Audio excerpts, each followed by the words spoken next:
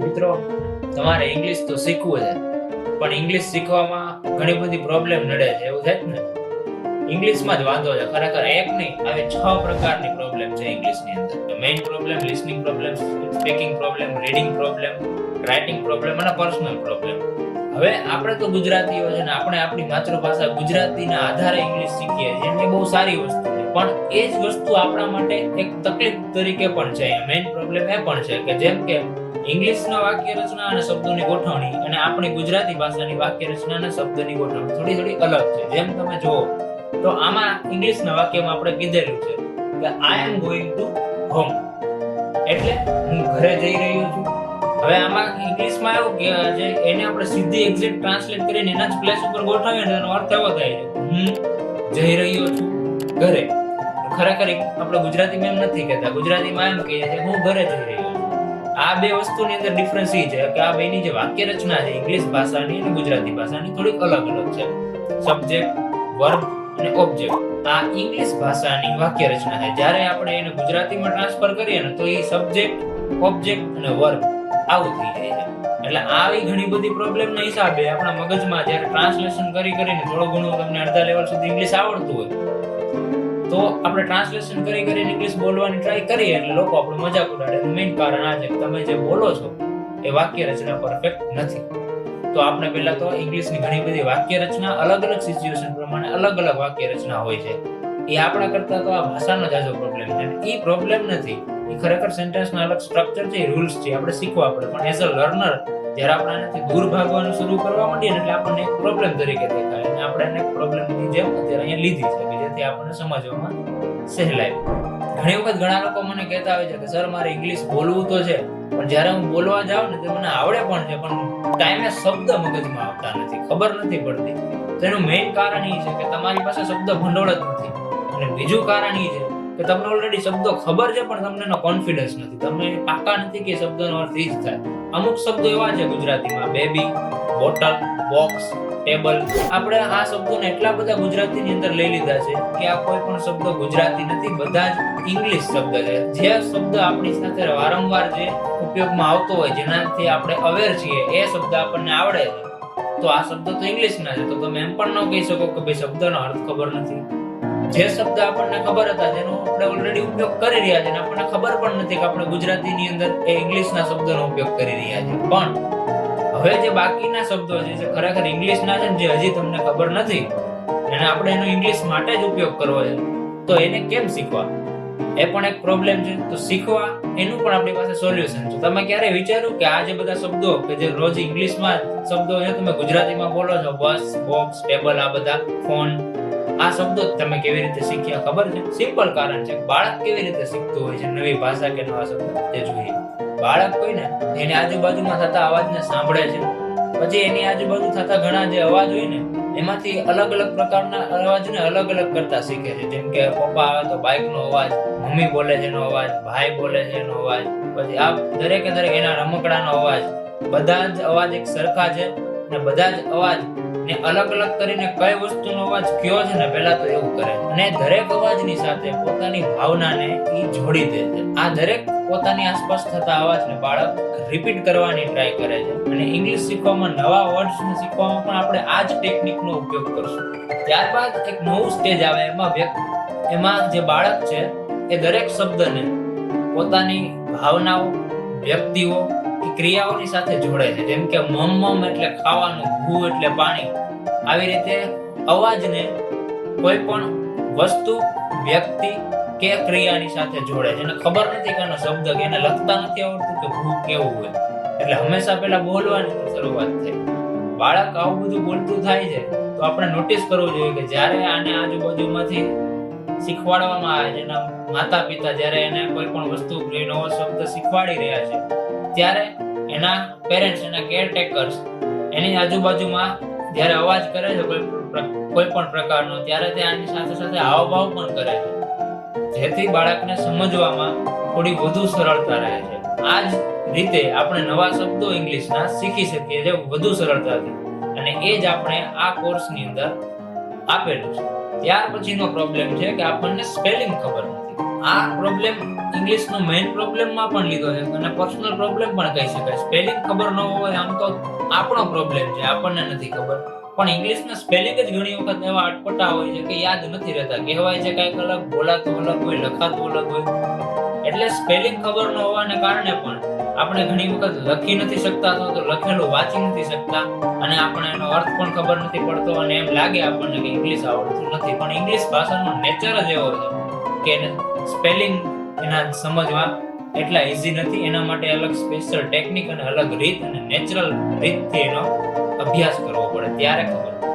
ઘણા મિત્રો એવું કહેતા હોય જ્યારે અંગ્રેજી બોલીએ છીએ ત્યારે નવા શબ્દો મગજમાં આવતા જ નથી. મારે કેવું છે મારી પાસે રેડી છે, અડધું સેન્ટેન્સ પણ રેડી છે, પણ એમાં વચ્ચે અટકાઈ જવાય છે, શબ્દો મળતા નથી.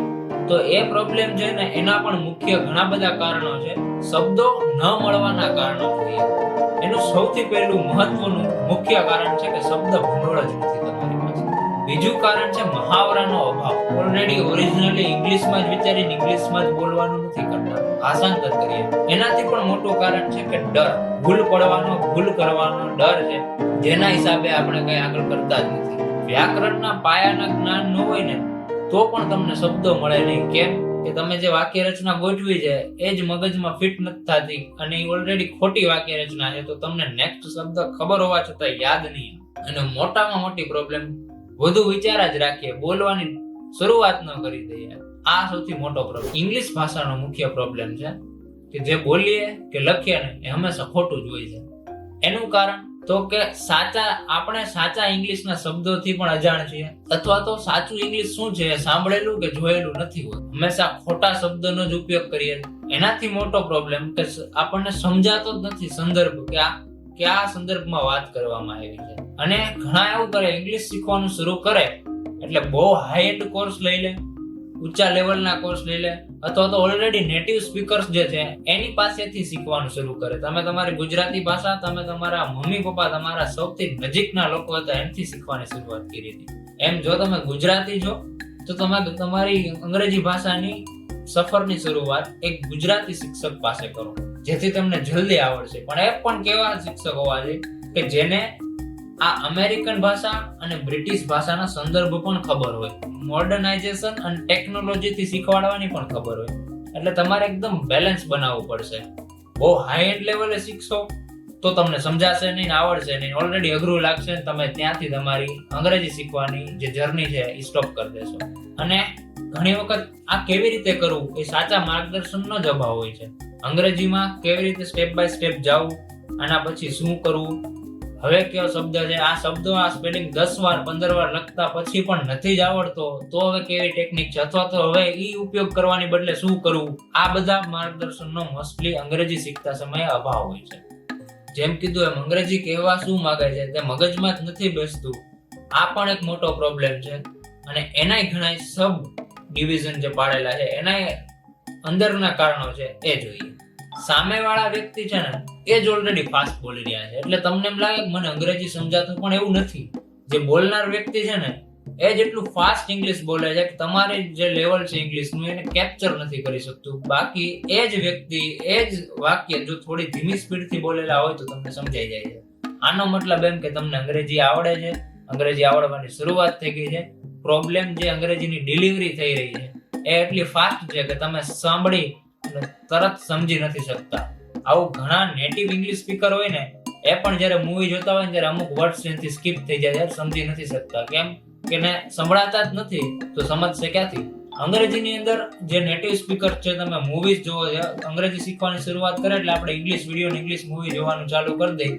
જે ટેકનિક સાચી છે, પણ કયો વિડીયો ને કયો કન્ટેન્ટ ક્યાંથી જોવો ને એ ન ખબર હોય તો આખી ટેકનિક ઉલટી થઈ જાય છે, ખોટું પડે છે, બધું આખી મહેનત પાણીમાં જાય છે. કેમ કે એ લોકો છે ને કનેક્ટેડ સ્પીચ નો ઉપયોગ કરે છે જે તમને ખબર જ નથી પહેલેથી, અને જો એ બોલે છે એનો મતલબ એવો થાય છે કે એ જે વસ્તુ બોલી રહ્યા ને તમારા કાન સુધી તો પહોંચે છે પણ બ્રેન સુધી નહીં પહોંચે. કેમ કે એટલું ફાસ્ટ અને કનેક્ટેડ વર્ડ્સ બોલશે કે એમાં વચ્ચે 2-3 વર્ડ આવી ગયા હોય તમને ખબર પણ ન હોય કે આને આવું કીધું. અને અંગ્રેજીની વાક્ય રચના થોડી અઘરી પણ છે. કેમ કે અલગ અલગ સ્ટેજે એની વાક્ય રચના પણ ચેન્જ થઈ જાય અમુક જગ્યાએ. તો મીનિંગ પ્રમાણે, યુઝ પ્રમાણે, સિચ્યુએશન પ્રમાણે વાક્ય રચના ચેન્જ થતી હોવાથી જો તમને ખબર નહીં હોય એટલે તમને અંગ્રેજી સમજવામાં કે બોલવામાં ભૂલ પડશે. ઘણી વખત જે વસ્તુની વાત થઈ રહી છે એનો સાંસ્કૃતિક સંદર્ભ જ તમને ખબર નથી, કલ્ચરલ ડિફરન્સ હોય અહીંયાના અને ત્યાંના લોકોની અંદર, જેથી આ પ્રોબ્લેમ ક્રિએટ થાય છે. એના માટે આપણે આનો સંદર્ભ પણ શીખવો પડે કે ભાઈ આ જે વસ્તુ બોલી રહ્યા છે તેનો સાંસ્કૃતિક સંદર્ભ શું છે. એના પછીનો પ્રોબ્લેમ છે અંગ્રેજીની અંદર શબ્દોની અંદર, વાક્યની અંદર અથવા તો એકને એક વાતની અંદર અલગ અલગ જગ્યાએ એક જ વાક્ય બોલાઈ રહ્યું છે તો એના અંદર વચ્ચે ભેદ શું. જો તમને કહેવામાં આવે તો એક વર્ડ છે સે. આ જે વર્ડ છે એ ત્યારે વપરાય કે જે બોલાવાનું છે ને એક્ઝેક્ટ એ જ વસ્તુ મારે તમને જ્યારે કહેવી હોય ત્યારે મારે તમને કહેવું પડે સે.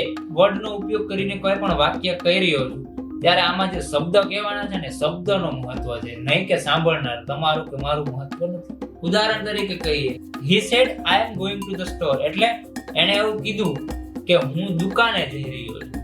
તો એને એવું કીધું તું એનું મહત્વ નથી કોણે કીધું તેનું, પણ મહત્વ એનું છે કે એને એવું કીધું કે હું દુકાને જઈ રહ્યો છું. કોણ જઈ રહ્યો છે અને કઈ જગ્યાએ જઈ રહ્યો છે, આ જે બોલાઈ રહ્યા છે ને શબ્દો એનું મહત્વ છે. કેમ કે એને જે કીધું એક્ઝેક્ટ વાક્ય પકડ્યું અને મેં તમને આપી દીધું. એના પછીનો એનો જેવો જ એક વર્ડ છે ટેલ. ઘણા લોકો આ ટેલ શબ્દનો ઉપયોગ સે ની જગ્યાએ કરી નાખે છે અને સે વર્ડનો ઉપયોગ ટેલ ની જગ્યાએ કરી નાખે છે, એટલે અંગ્રેજીની વાક્ય રચના આખું વાક્ય જ ખોટું પડે. અને જો કોઈને અંગ્રેજીનું નોલેજ હોય અને એ વ્યક્તિને બીજાની રિસ્પેક્ટ કરતા ન આવડતી હોય તો એનો મજાક ઉડાડે છે ને સામેવાળો વ્યક્તિ જે ઇંગ્લિશ શીખવાની કોશિશ કરી રહ્યો છે એનું મોરલ ડાઉન થઈ જાય, ત્યાંથી એની ઇંગ્લિશ જર્ની બ્રેક થઈ જાય. ઘણા હોય છે જે ફરીવાર પિકઅપ કરી લે છે, બાકી મોસ્ટ ઓફ લોકો અંગ્રેજોની ભાષા થોડી આપણે શીખવાની જરૂર જેમ કરી અને ત્યાંથી જ એને દ્રાક્ષ ખાટી જેમ કરીને બંધ કરી દે. જ્યારે એક વ્યક્તિ પાસેથી માહિતીનું ટ્રાન્સફર કરવાનું હોય બીજા વ્યક્તિ સુધી, આવું જ્યારે કરવાનું હોય, રિપોર્ટ આપવાનો હોય, ત્યારે આપણે ટેલ આ વર્ડનો યુઝ કરશું. અને આમાં સાંભળનારનું મહત્વ છે શબ્દોથી પણ વધારે, એના કરતા પણ વધારે કોઈ ખાસ કારણ છે ઓલો વાક્યના અહીં સુધી પહોંચાડવા. અને આમાં આપણે ડાયરેક્ટ જે શબ્દ કીધા છે બોલાણા છે એ જ સીધા નથી આપી દેતા, એમાં ફેરફાર કરવો પડે. જેમ કે can you tell me the time, શું તમે મને સમય કહી શકો છો. સે એટલે પણ કહેવું અને ટેલ એટલે પણ કહેવું, પણ આ બંને શબ્દની અંદર ઘણો બધો ડિફરન્સ છે. ઘણી વખત અંગ્રેજીના મોટા ભાગના શબ્દોની અંદર બોલવામાં, લખવામાં અને એના અર્થની અંદર ભેદ હોય છે. પહેલા બોલવાની શરૂઆત થઈ હતી એના પછી લખવાની શરૂઆત થઈ હતી. કેવી રીતે? તો કે પહેલાના સમયમાં આવી રીતના કંઈક લોકો દેખાતા પણ એ કોઈ પણ રીતે મોઢેથી અવાજ કરીને, કહીને, બોલીને, આમ કરતા કરતા કરતા બોલીને આખી ભાષા તૈયાર થઈ અને એને કહેવાની શરૂઆત કરી અને લોકો એને સમજતા પણ ત્યાં એકબીજા સાથે વાક્યની વાતચીતની આપલે થઈ. પછી આ જ વસ્તુમાં ભાષા લખાણમાં ડેવલપ થઈ, પ્રિન્ટિંગ પ્રેસની શોધ થઈ, આવું બધું થયું. ત્યારે અંગ્રેજી ભાષાના અમુક શબ્દો બન્યા, એના શબ્દોની પણ નીચે ઝૂમ કરીએ એટલે લેટર્સ આવે. લેટર્સ છે ને અંગ્રેજી પાસે પોતાના લેટર્સ છે જ નહીં, અલગ અલગ જગ્યાએથી ઉધાર માંગી ભેગા કરીને પોતાની રીતે મોડિફાઈ કરીને ઉપયોગ કર્યા છે. આવી જ રીતે શબ્દોમાં કર્યું છે, એટલે એના બોલવામાં, લખવામાં અને અર્થમાં બહુ ઘણો બધો ભેદ ફેરફાર જોવા મળે છે. જેમ કે બેલે, બેલેનો અર્થ થાય ડાન્સ. આ શબ્દ ઇંગ્લિશમાં બહુ યુઝ થાય પણ ઇંગ્લિશનો શબ્દ છે જ નહીં, આ ફ્રેન્ચનો શબ્દ છે. ફ્રેન્ચ ભાષામાંથી આપણે અહીંયા ઇંગ્લિશમાં લઈ આવ્યા. પછીનો શબ્દ છે સ્પગેટી. આ શબ્દ છે ને એક પ્રકારની ભાજી અથવા તો નૂડલ્સ હોય ને એમાં યુઝ થાય છે, પણ આ શબ્દ ઇટાલિયન છે. પછીનો શબ્દ છે દેજાવુ. ઘણી વખત તમને અમુક જગ્યાએ ગયા હોય તો એવું લાગે કે અહીંયા હું પહેલી વાર આવી ગયો, આ જે ઘટના થઈ રહી છે ને તમને એમ લાગે કે આ એક્ઝેક્ટ સેમ ઘટના રિપીટ થઈ રહી છે, મને કેમ એવું લાગ્યા રાખે. આ જે ઘટના થતી હોય, આવી જે વસ્તુ કે તમને અનુભવ થતો હોય એને કહેવાય દેજાવુ. અને દેજાવુ ઇફેક્ટ એનો વિશે બહુ ઘણી બધી ચારે બાજુ ચર્ચા થાય છે, બધાને આનો અનુભવ પણ છે અને આનો વર્ડ ઇંગ્લિશમાં દેજાવુ છે પણ ખરેખર અંગ્રેજી શબ્દ છે જ નહીં અને ફ્રેન્ચમાંથી લઈ આવ્યા છે અને યુઝ અંગ્રેજીમાં થાય. પછીનો શબ્દ છે પ્લાઝા. ઘણી વખત આપણે કોઈકને એડ્રેસ આપતા હોય એટલે કહીએ કે ભાઈ મોર્ડન પ્લાઝામાં મારું ઘર છે, કે ચોથા નંબરનું ઘર છે ને ત્યાં આવી જાય છે. મોર્ડન પ્લાઝામાં મારી દુકાન છે. પ્લાઝા એટલે કોઈ પણ સ્પેસ કે કોઈ પણ જગ્યા એવું થાય છે એનો અર્થ. પણ એ અર્થ આપણે એ સ્પેલિંગ એ વર્ડ આપણે ઇંગ્લિશમાં યુઝ કરીએ પણ ખરેખર એ ઇંગ્લિશનો વર્ડ છે જ નહીં, એ ફ્રેન્ચમાંથી લીધેલો વર્ડ. જેટલા લોકો ગણિતની સાથે પરિચિત છે બધાને ખબર છે કે એલ્જેબ્રા એટલે શું. એલ્જેબ્રા જે વર્ડ છે એ ખરેખર ઇંગ્લિશનો વર્ડ છે જ નહીં, એ અરેબિકમાંથી ઇંગ્લિશની અંદર આવ્યો છે અને વર્લ્ડ વાઇડ સ્પ્રેડ પણ થઈ ગયો છે અને બહુ યુઝ પણ થઈ ગયો, આપણને ખબર પણ નથી કે આ વર્ડ ઇંગ્લિશનો નથી. ત્યાર પછીનો શબ્દ છે કોફી. આ જે શબ્દ છે એ પણ ઇંગ્લિશનો નથી, આપણે આ શબ્દને ઇંગ્લિશમાં યુઝ કરીએ છીએ. રોજ સવારમાં ઉઠીને આ શબ્દ જેની સાથે જોડાયેલો છે તે દ્રવ્યને આપણે ગ્રહણ પણ કરીએ છીએ, પીએ છીએ. પણ આ જ શબ્દ અરેબિક ભાષાનો છે, ત્યાં એનો અર્થ અલગ છે. ત્યાં એનો અર્થ થાય છે વાઇન. પછીનો શબ્દ છે કેચઅપ. જ્યારે પણ તમે નૂડલ્સ ખાતા હોય કે પછી બ્રેડ ને એવું ખાતા હોય કે કોઈ પણ ફાસ્ટ ફૂડ ની આઈટમ ખાતા હોય ને સોસ ની જગ્યાએ આપણે કેચઅપ યુઝ કરીએ છીએ. એ કેચઅપ શબ્દ એટલે આપણે ટોમેટો સોસ માટે યુઝ કરીએ જનરલી. એ કેચઅપ શબ્દ ખરેખર અંગ્રેજી ભાષાનો છે જ નહીં. એ શબ્દ ચાઇનીઝ ભાષા એમાંથી આવેલો છે. ખરેખર ચાઇનીઝ ભાષા પણ નથી, મેન્ડોલિન હોય છે, પણ અત્યારે આપણે ચાઇનીઝ રાખીએ. ચાઇનીઝ ભાષામાંથી શબ્દ આવ્યો છે. એના પછીનો એક શબ્દ છે એ છે કેન્ડી. આ જે શબ્દ છે એ ખરેખર આપણે કોઈ પણ ગેડી વસ્તુ હોય ને, લોલીપોપ જેવું, ચોકલેટ જેવું, એના માટે યુઝ થાય છે કેન્ડી. અંગ્રેજી ભાષામાં જ આ શબ્દનો સૌથી વધુ ઉપયોગ થાય છે, પણ ખરેખર આ શબ્દ સંસ્કૃત ભાષામાંથી આવેલો છે. એનો જ શબ્દ આપણી પાસે ગુજરાતીમાં થોડો ફેરફાર થઈને આવે છે. ખાંડ અને કેન્ડી સરખું છે, અને અલગ અલગ જગ્યાએ વર્ડ સેમ છે પણ એનો મીનિંગ અલગ અલગ થાય. જેમ કે યુકે ની અંદર બિસ્કિટ એટલે આ બિસ્કિટ જે આપણે જનરલી ઇન્ડિયામાં પણ ખાઈએ છીએ, તમને પિક્ચર દેખાઈ રહ્યું છે, અને બિસ્કિટ આ શબ્દનો યુઝ યુકે ની અંદર બહુ જાજો છે. Same word same spelling biscuit આપણે અમેરિકામાં જઈએ તો આ પ્રકારની જે વસ્તુ છે એનો મીનિંગ ત્યાં બિસ્કિટ થાય છે. આ બ્રેડ ટાઈપની વસ્તુ હોય, જ્યારે આ તમને ખબર છે રેગ્યુલરલી તમે યુઝ કરો છો, તમે ખાતા છો. અંગ્રેજી ભાષાની અંદર એવું છે કે એક જ શબ્દના એકથી વધુ અર્થ થતા હોય છે. જેમ કે રન શબ્દ છે ને, આમાં લખેલા અર્થ તો હજી પણ ઓછા છે. આનાથી પણ વધારે આ જ શબ્દના અર્થ થતા હોય છે. પહેલો છે પ્રવાહ, પછી દોડવું, ભાગી જવું, ચલાવવું, ફેરવવું અને શરૂ રાખવું. તો રન શબ્દ આ અલગ અલગ સંદર્ભમાં, અલગ અલગ કોન્ટેક્સ્ટની અંદર, અલગ અલગ વાક્યમાં એક જ વર્ડ આવે છે રન, પણ એનો અર્થ અલગ અલગ થાય છે, જેના કારણે પણ આપણને સમજવામાં તકલીફ પડે છે. હવે આને સમજવું કેમ ખબર પડે કે શું કહેવામાં આવ્યું છે, અહીંયા રન શબ્દનો શું મિનિંગ લીધો છે, આ જાણવા માટે આપણે આ આખી સિરીઝને ફોલો કરવી પડશે, અને ધીમે ધીમે તમને ખબર પડી જશે કે ભાઈ આ વાક્યની અંદર આ સ્પેલિંગ આવ્યો છે, એટલે કે આ વર્ડ જે છે એનો શું મિનિંગ લેવાનો. ત્યાર પછીનો આપણો ટોપિક છે સમયાંતરે અર્થમાં અને બોલવામાં ફેરફાર થાય છે. જેમ કે પહેલા આ જે વર્ડ છે ઓફુલ, આનો અર્થ એવો થતો હતો કે આશ્ચર્યજનક વસ્તુ કરી દીધી, પોઝિટિવ વેમાં લેવાતો હતો. ઓફુલ એટલે કે આ કેવું જબરદસ્ત કામ કરી નાખ્યું. થોડાક સમય પછી આ જ શબ્દનો મીનિંગ ફેરવી નાખવામાં આવ્યો અને એનો અર્થ થઈ ગયો ઓફુલ એટલે નો ગમે એવો. હવે અત્યારે આ વર્ડનો આ જ મીનિંગ એક્સેપ્ટેડ છે ને, ઓફુલ એટલે કઈ નો ગમે એવું, અણગમતું થાય એને ઓફુલ કહેવાય. એટલે તમે જોઈ શકો છો એક જ શબ્દના અલગ અલગ સમયે એના અર્થમાં ફેરફાર આવે છે. આ પણ એક ઇંગ્લિશની મેઇન પ્રોબ્લેમ છે, જેના હિસાબે તમે સમજો છો, તમને ખબર છે, છતાં તમે જ્યારે સામેવાળી વ્યક્તિની સાથે વાત કરો છો તો એને પૂછો છો એટલે એમ કે એનો અર્થ નથી, તને નથી ખબર પડતી, શીખવાની જરૂર છે. આવું એટલે થાય છે કે આના સમયાંતરે અર્થમાં પણ ફેરફાર થાય છે. એમાં સંપૂર્ણ આપણો વાક નથી. આપણો વાક એટલો જ કે આપણે આના જે કઈ ટ્રેન્ડ્સ છે, આના જે શબ્દો બદલાય છે, આના જે રોજે રોજની જે આપણે પ્રેક્ટિસ છે એ ઇંગ્લિશ આવડી ગઈ હોય છતાં પણ આપણે અપડેટેડ રહેવું પડે છે, કેમ કે આ most updated, most frequently used language છે. આને ઓફટન કહેવાનું, પછી થોડોક સમય જતા અને ઓફન કહેવાનું શરૂ થયું. એટલે આવી રીતે જો સ્પેલિંગ ને સમય જતા એના બોલવામાં ફેરફાર થતો રહે તો આપણને ખબર પડે. એના પછીનો મેઇન પ્રોબ્લેમ છે સાયલેન્ટ શબ્દો અથવા તો મૂંગાક્ષરો, સાયલેન્ટ લેટર્સ.